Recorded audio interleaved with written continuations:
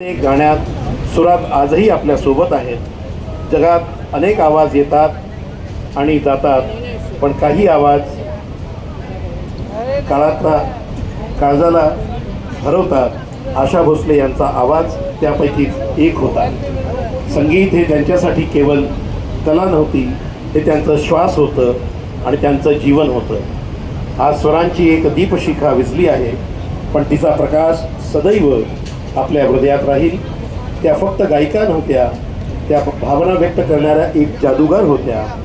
देह निघून जातो, पण कला अमर असते आणि त्या अमरत्व प्राप्त करून दिले आहे.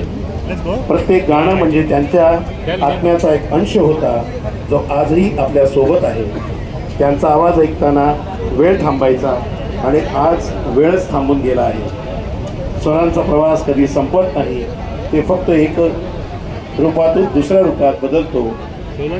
आज आपण अश्रूंनी निरोप देतोय, पण त्यांच्या सुरांनी आपल्याला आयुष्यभर साथ देणार आहे.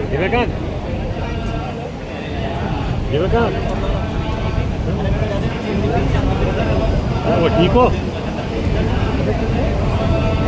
चलो फिर बाहर पानी पिला दो. हाँ ठीक है.